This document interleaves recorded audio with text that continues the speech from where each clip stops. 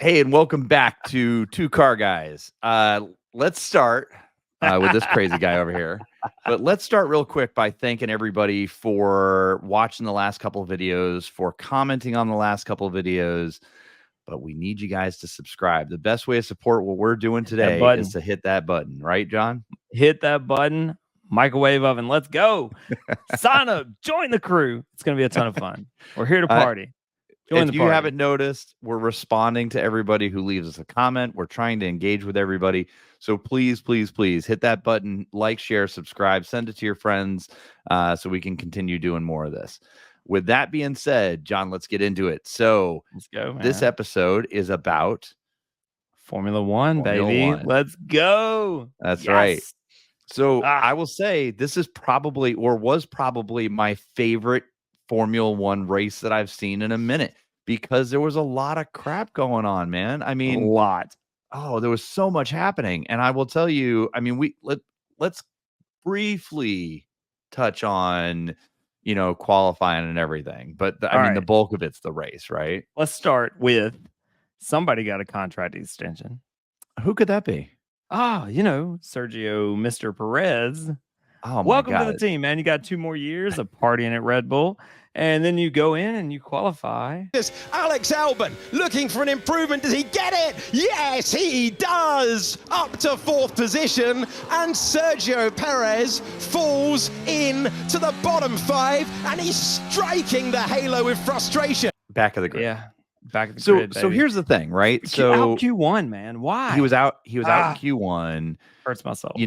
He said he was having issues with the car. I mean, he was off track a few times, but here's the thing. In his defense though, both Red Bulls had some issues with balance in the car. They did. Not just him, but he had an exceptionally more amount than Max Verstappen. He did. But the rumor is that the reason why Sergio got the 2-year extension is because Max was comfortable with him as his teammate and comfortable with him in the car. Also, I'll be honest, man. A lot of people, there's a lot of drama saying that maybe he's not, the guy for the seat. I've seen 2 other drivers jump in that seat and suck. Well, it's hard to be Max's teammate. Let's be honest, right? But at the same time, you've got a tier 1 car. Like, we have presented you the best car. We expect you to do something great with it. And we got garbage. So he has done consistently well. He has, but the rumor is that the Red Bull car is notoriously difficult to drive. Yeah. And that's the way Max likes it.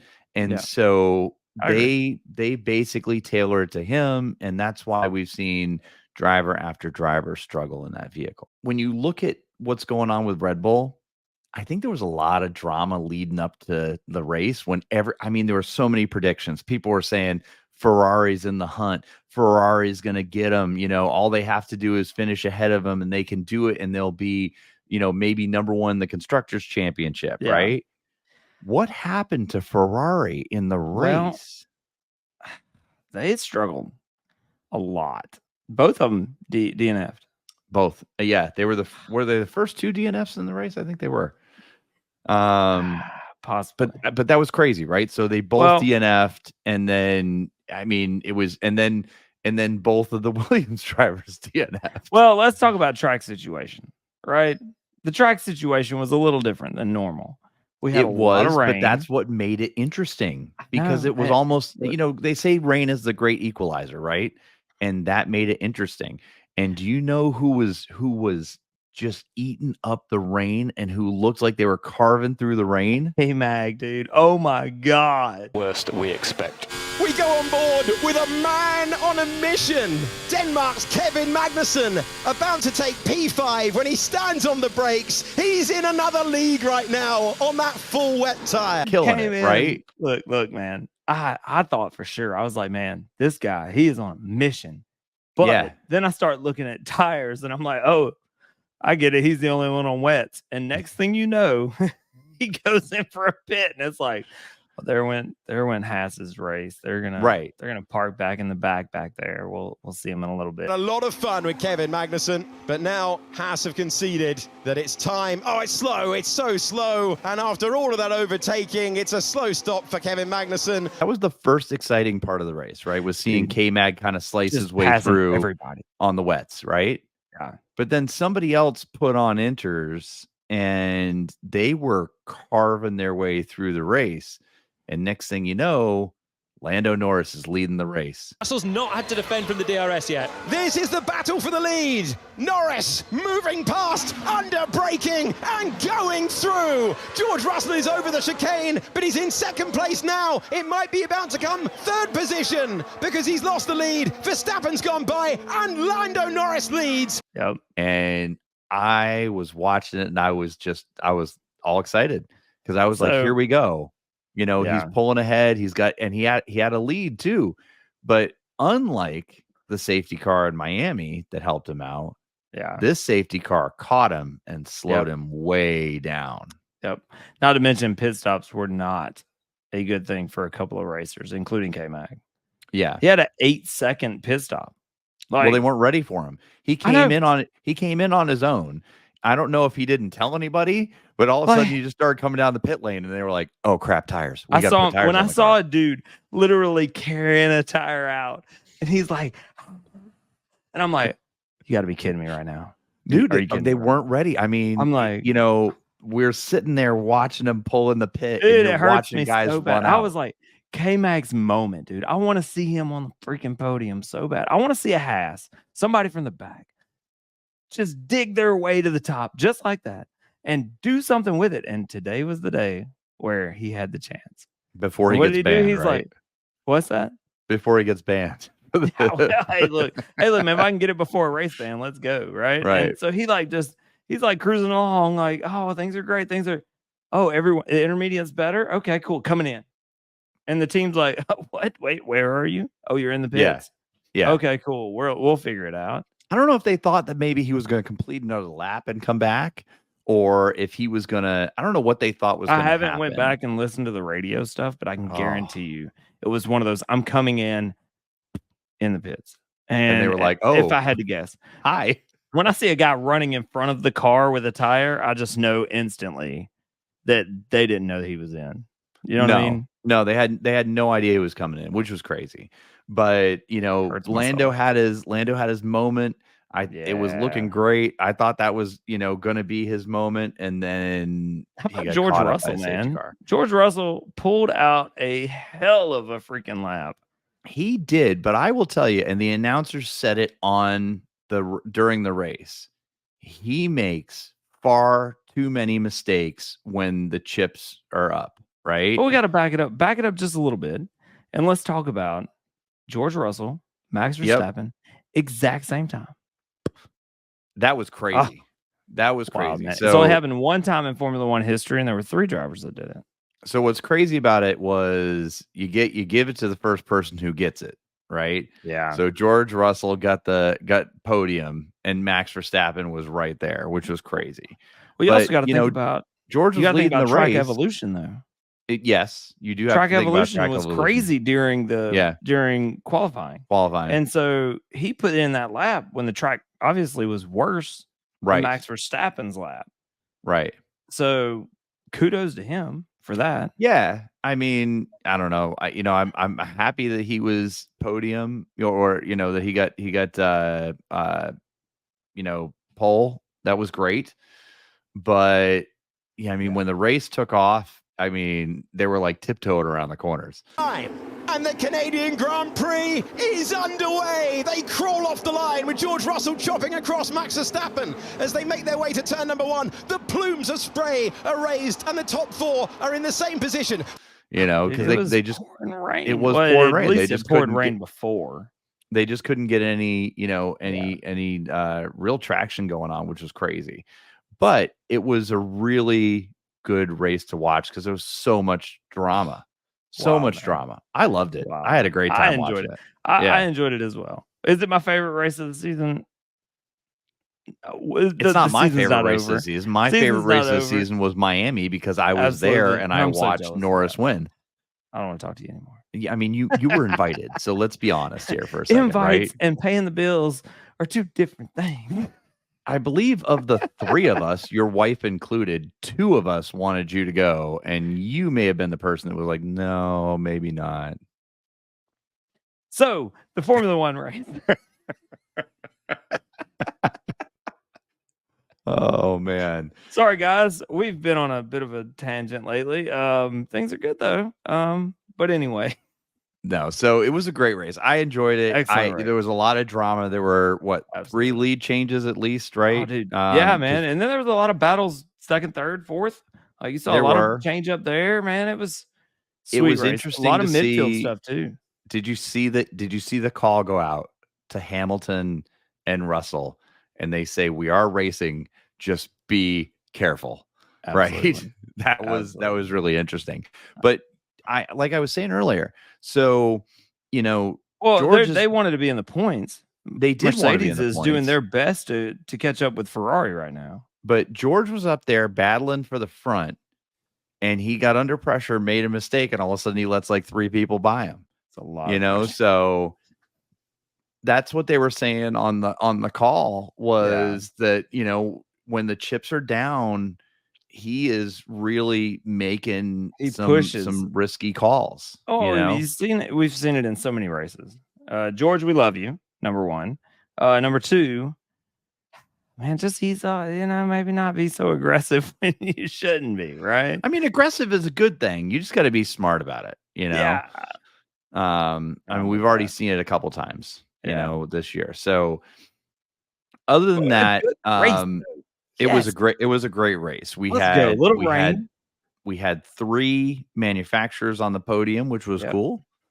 It was interesting to see them interviewing Lando, and he had that moment where he was like, "Yeah, this is kind of the one that got away." We're forgetting about somebody. Danny Rick. So right before the Formula One race, we've got a commentator that's like, "Hey, man, what are you doing in Formula One? Why are you here?" Right? We've talked about him a lot, and I said all he's got to do is put that time up there. Puts him up front, and it's going to show people something different. Right. This was one of those times where Danny Rick was like, I don't like what he said. Here he is in 5th place starting the race. Finishes in 8th, I believe. Right? Yeah. Good job, Danny Rick. Welcome back, buddy. It was good. I'm still worried about him. I think that we all had higher expectations of him, throughout the year. So I'm a little interested to see kind of what's going to happen. We're already starting to see a bunch of shakeup, right? So we all know Hamilton's going to Ferrari. We know that, right? Williams is coming out and saying Sainz is their number 1 guy. That's who they want, I'm sure to replace. Audi's saying the same thing though, which is but he turned down the offer from Audi. No, they said they were going to match the offer. Yeah, but the last thing I read is he turned it down. There's so much drama in Formula One. If you've never watched a Formula One race, please watch one. But let me just tell you, if you don't watch a Formula One race, watch the news because you can learn everything about it. Right. It's so different. Look, man, my wife, as much as I think she loves Formula One, I think she loves the drama in Formula One. Oh, no, I can guarantee that. You want to know how I know? Because the minute somebody signs a deal or somebody gets kicked off the team, she sends it to the group chat. Immediately. As soon as it's official, though, she holds off, man, because she's like, I'll send her something. She'd be like, "That's not official yet." Yeah. But no, man, she does. She sends it right to our group chat every time. She's like, "Oh, by the way, boom." Yeah, the driver market is on rocky edge right now. But we got Perez signed him a 2-year contract, so Red Bull's locked in. Let's just start at the top. Red Bull's locked in. 2-year contract. Perez is locked in. Let's not assume Perez is locked in. I'm not assuming he was on a 5-year contract. I hear you, but there's a lot of clauses in all these contracts. By the way, so there's if I'm not telling the truth, there's a lot of rumors going around that Max isn't going to stay. So we'll see. I don't think he's going anywhere, dude. This is his team, dude. So we know where Perez is staying. Yeah. We know where Yuki's staying. Yeah. Right. We know where Fernando is going to be. Yep. We know where Esteban Ocon is not going to be. No, he's out. Yeah. I don't think he's going to get a seat next year. So he seems very optimistic in all of his interviews. He made a comment that there was going to be some stuff coming out once it was, finalized. Yeah. And that he would let everybody know. Yeah, it might be IndyCar. Who knows, right? Right. So really quick though, you've got Ocon out, right? So you've got a seat open in Alpine. I guarantee you that this is, if that last race was not Logan Sargent's last race. Oh, car off the road and into the barrier. Logan Sargent with damage to the Williams. The safety car is deployed. He's definitely out by the end of the year. There's no way they keep him. And the fact that they've been so vocal about, hey, we really want Sainz, he's gone. Like, we know he's gone.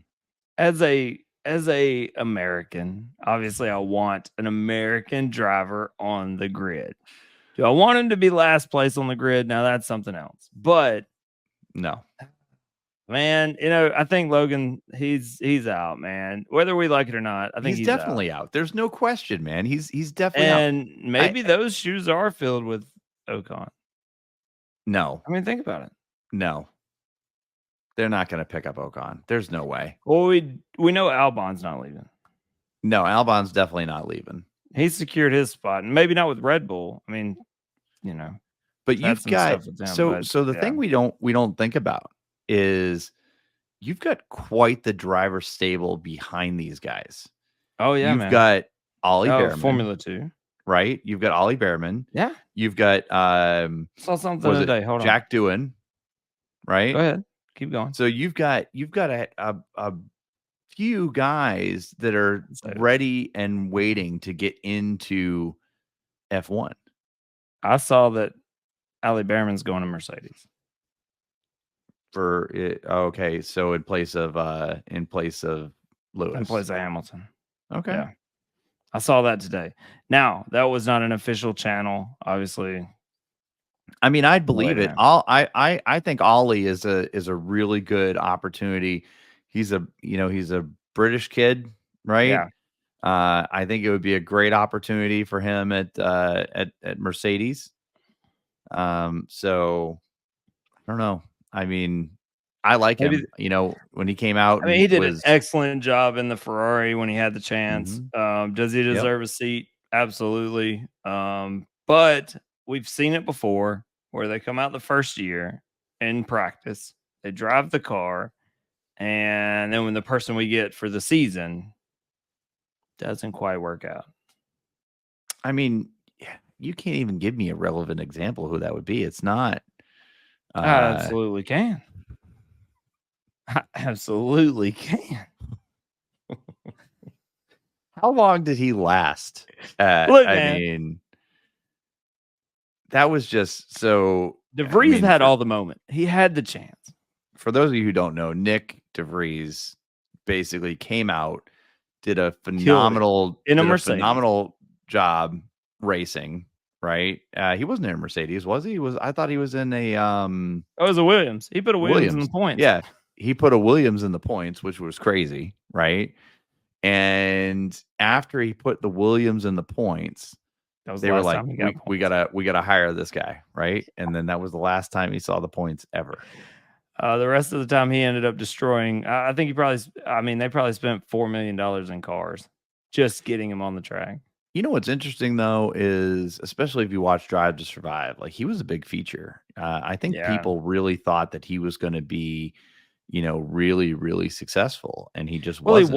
He was successful in every other category of racing he did, but not in Formula 1. Yeah, but I will say, just like before, we were talking about Max Verstappen. We were talking about how the car is balanced around him. Mm-hmm. How much of that balance is trickled down into the AlphaTauri team? Because obviously that's the car he was put into.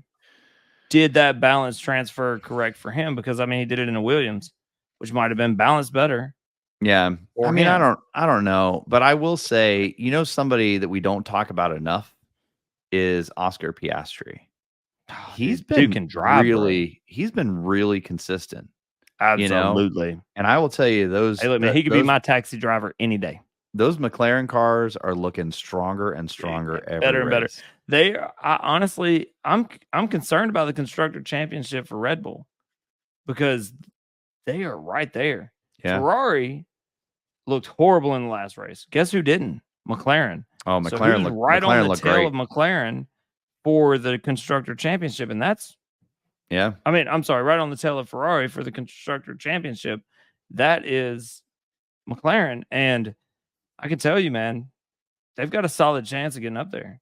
No, and you got two guys that are finishing in the points consistently. You know, I mean, Oscar looks great. You know, he doesn't really have the persona that Lando Norris has. You know, but I think he's a phenomenal driver. You know, he reminds me of Niki Lauda a lot, a little bit, yeah. And in the way that he's not quite the PR guy. He's more of a racer. Not the normal like Formula One, like I'm pretty guy. You know what I'm saying? Like he's a freaking racer, man, and he's there to win. And I didn't like, I'm not gonna say I didn't like him. I didn't know him when he first came into Formula One. Right. I just knew there was a lot of drama with him getting into his seat, and I was just kind of like, okay, well, we'll see where this goes. Drama. Right, it was fun drama because absolutely because he's like, they announced him and he was like, that's not me. I'm not going in that Alpine seat. was like, hey man, we got this new driver, he's gonna be awesome, and he was like, by the way, I'm not that new driver. I did not agree to this. And I'm like, oh my god, and then that trickled into Indy as well. Like there was a lot of drama with the McLarens and all that. Yeah, but here we are. He's a McLaren driver, killing the game. I mean, the first year he was out qualifying Norris, who was a seasoned driver at that point. Yep. Good job, Piastri. Keep doing the good work, sir. Yeah, I think he's we don't talk about him enough, and I think he's a really, really, really good driver. Absolutely, man. All right, so let's wrap it up real quick. So we've got Spain coming up June 21st through 23rd. The race is on the 23rd. Any predictions you want to share with the group? I don't have any laid out. I'm gonna say maybe Perez gets his stuff together, right? And we see him in the top. I'm gonna say top 5. Okay. Right. We're gonna see at least maybe both McLarens up there as well because they're doing really well.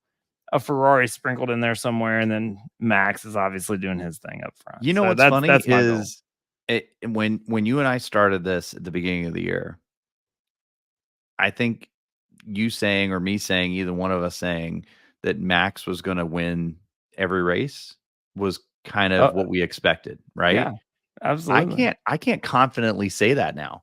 I can't go into this and be like, oh yeah, Max is going to win in Spain. No, man. I don't know that he will. He's got some drama on his tail, man. And I think it's going to make for a great end of the season. So I'm so excited. I'm so excited to see how it plays out, man. Yeah. Let's go, man. Good Formula One. We'll see. Good Formula One. So that's what I like to see. So really quick, again, for everybody who's stayed on with us for the last 23 minutes, thank you so much for watching the channel. Thank you for subscribing, and come back for more. Let's go, man. I didn't expect the fireworks, but here we are. I appreciate y'all for staying and liking everything that we're doing. Stay in the comments. We appreciate that. That means so much to us. It really makes the channel interesting. And if you like the Formula One stuff, let us know. We love the Formula One stuff because that's what we enjoy. But if y'all don't, well, we're still gonna do it. So welcome to the channel. Enjoy the show. Thanks, everybody. Appreciate it, guys. Hit that like button, hit that subscribe button, and we'll see you on the next one. We out.